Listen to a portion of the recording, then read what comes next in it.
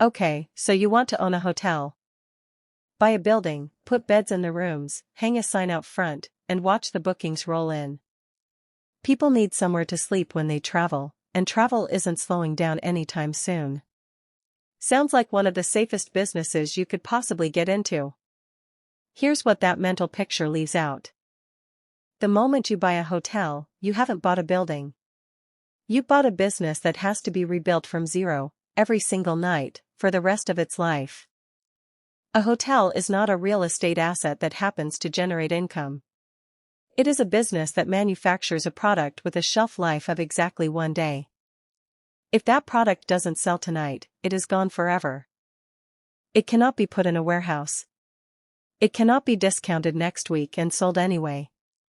At midnight, every unsold room evaporates, and the hotel starts again from a revenue of zero the next morning. Once you understand that single fact, everything else about how this business actually works starts to make sense.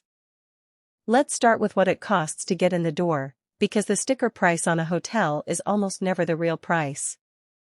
Buying an existing property can run anywhere from $50,000 to $150,000 per room for a basic limited service hotel.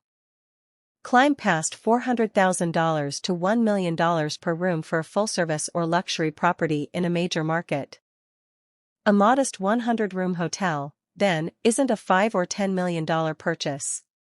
It's closer to $8 to $15 million before you've replaced a single mattress. And that number is just the acquisition. Lenders typically require 25 to 35% of that as a cash down payment. Meaning a $10 million property demands $2.50 to $3.50 million in cash before you own the keys. That doesn't include the land, which in a desirable location can add another 15 to 25% on top of construction costs alone. Then comes the part almost nobody budgets correctly for, the brand.